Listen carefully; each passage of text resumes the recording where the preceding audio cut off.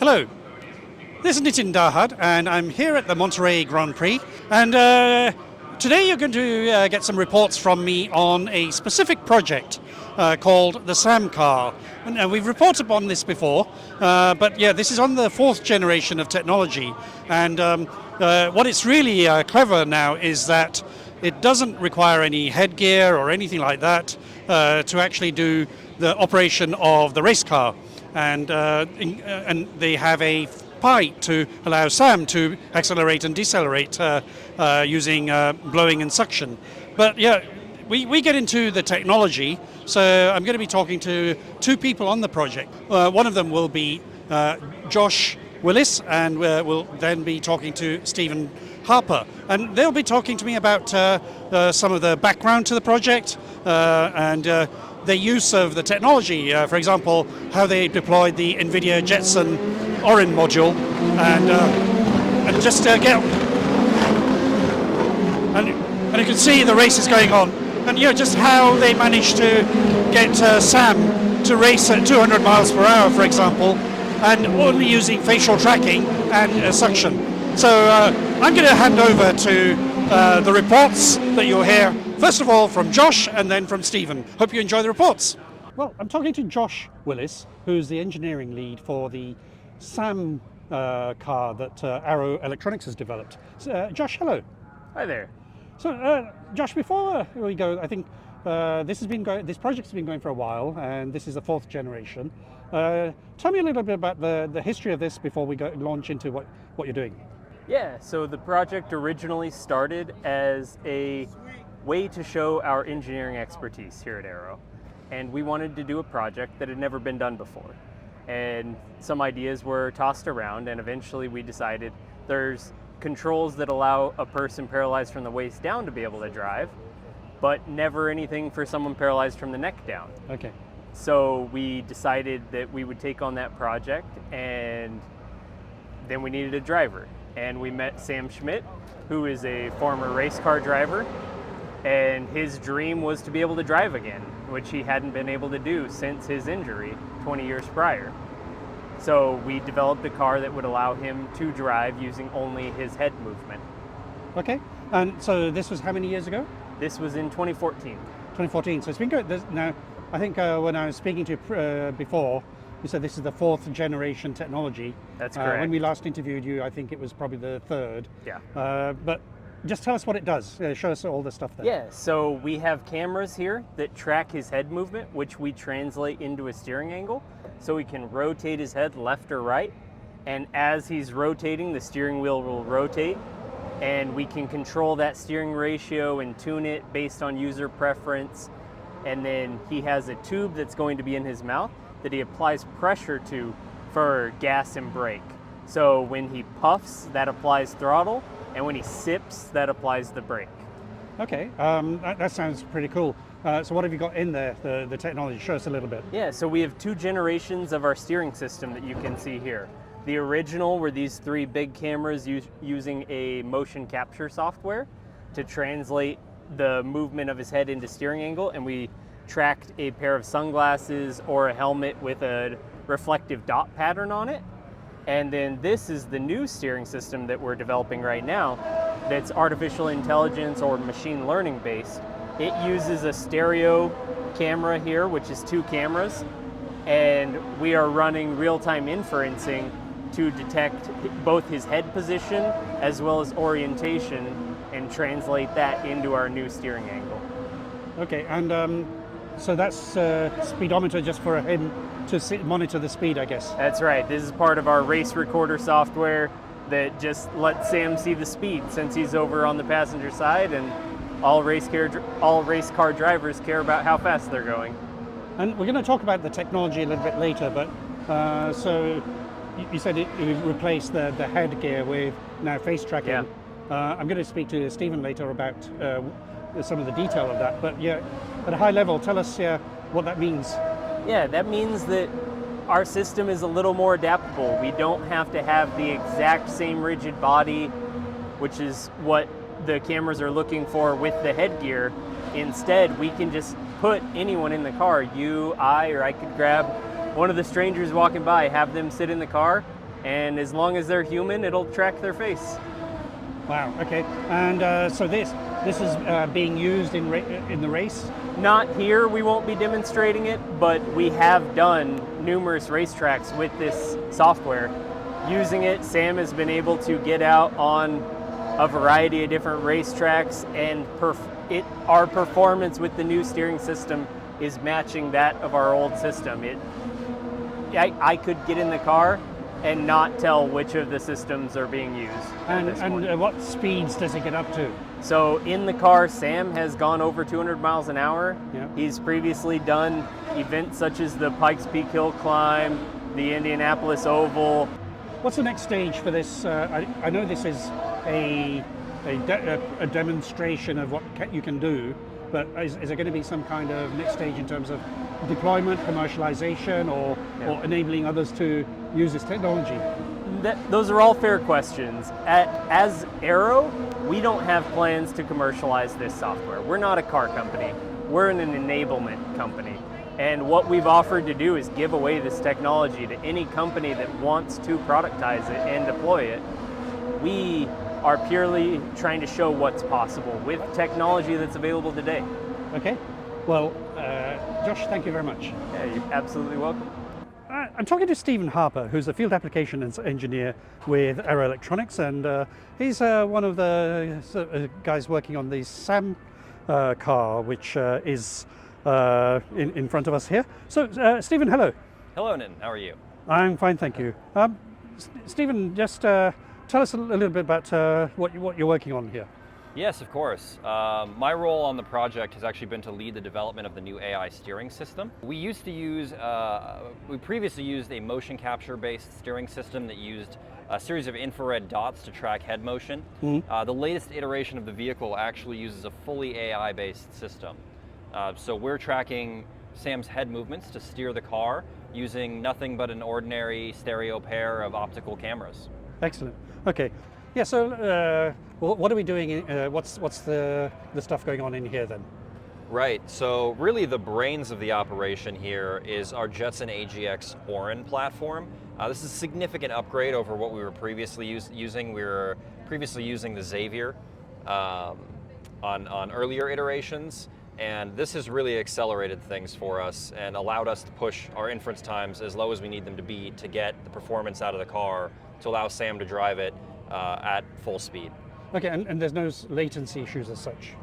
Yeah, that's a great question actually. So with this latest system, we're actually running both of our cameras at 60 frames per second. Wow. And our goal is to try to do all of the inference that we need to do before the next frame of video is captured. And if you do the math on that, it comes out to just under 17 milliseconds of latency for the entire pipeline, from frame read to cropping. Video effects are applied, and we're actually running models both in series and in parallel for this platform.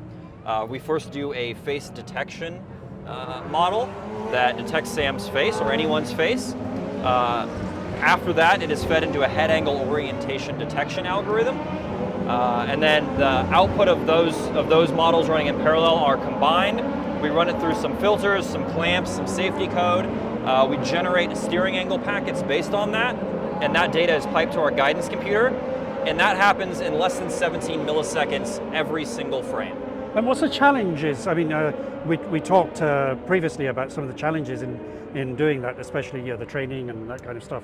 And it's like, it sounds simple. You just deploy an NVIDIA module and then it all works, but there's a lot involved. Walk us through that process. Absolutely. So there's a number of challenges involved in this.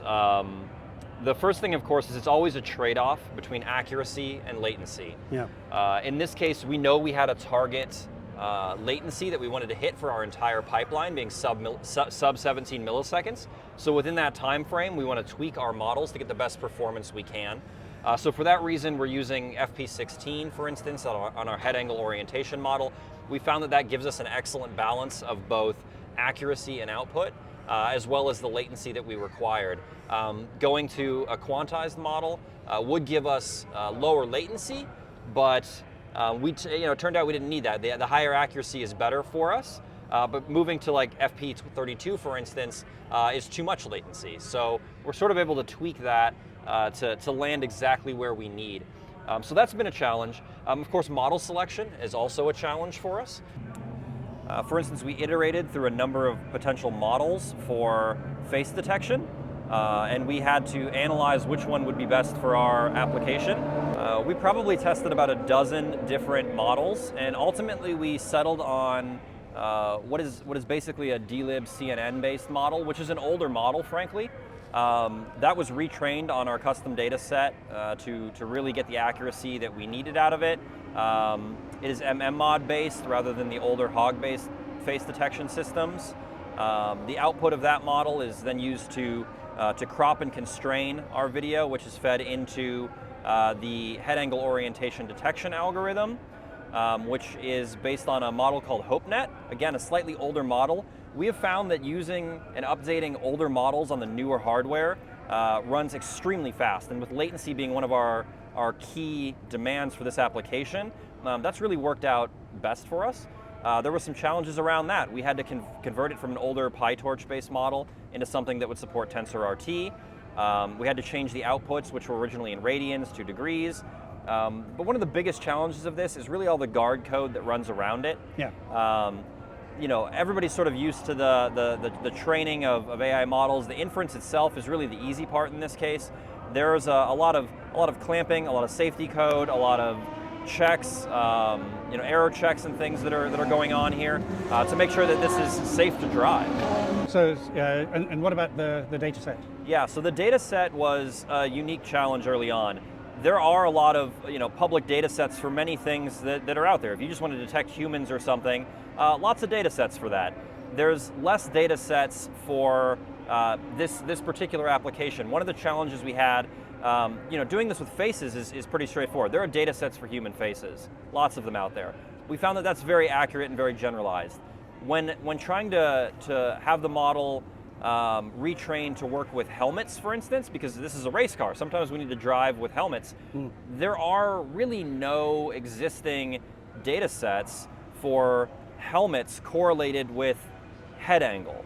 We essentially had to build our own custom data set to achieve that. So we used the SAM head analog with a helmet on it, as well as some training data sets that use helmets with accelerometers or IMUs and gyros and things attached to the helmets to collect rather large data sets to then retrain the models to work with helmets. Would you say that's what anybody developing their specific application would have to do? They'd have to train their own data sets, and it's quite a task, isn't it? I mean, it's not just simple as getting a model from somewhere. Right. We said it before, but the inference is really the easy part with a lot of these applications. That's what most people tend to see. That's the end result, of course, is the inference. But really having a quality data set going in is what makes all the difference in model accuracy. And that's where we probably spent the most of our time, was really honing and developing that data set to be exactly what we needed to produce the appropriate results. Now, you've done quite a lot of work on this. You've been working on this for a few years, but what's going to be the next thing you work on to improve this? Because I guess Sam is racing this. Yeah, he's doing it with helmets, as you said. But I think we heard that he goes up to 200 miles an hour. Yes. What do you want this to enable next, or is this the end of the project?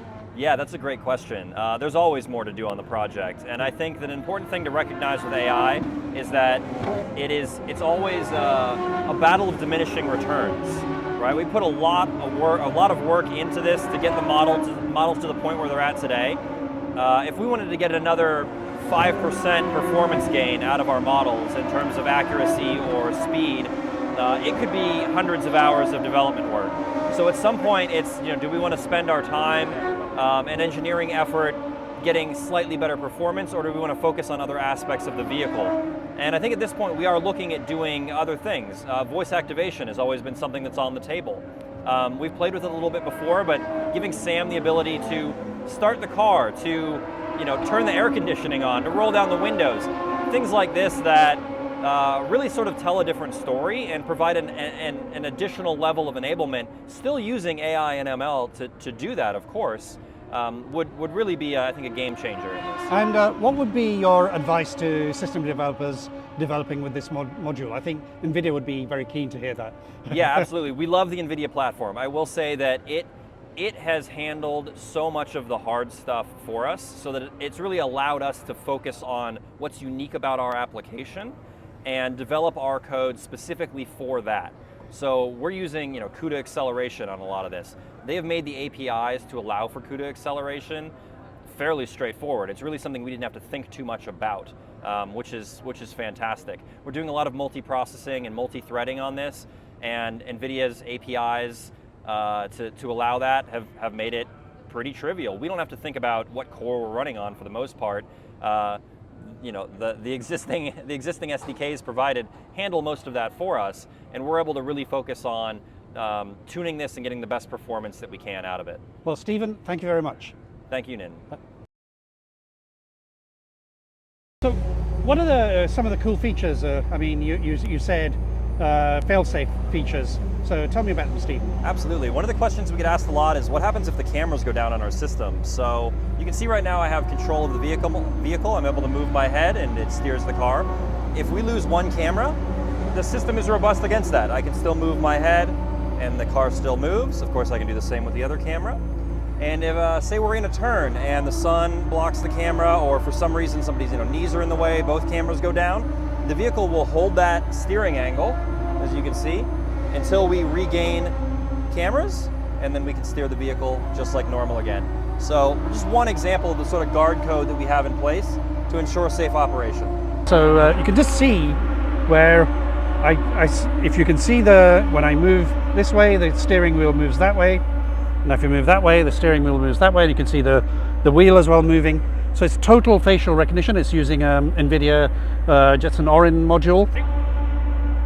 And one of the features is actually being able to sip and puff to accelerate and brake. I'm just going to show you this with the acceleration here.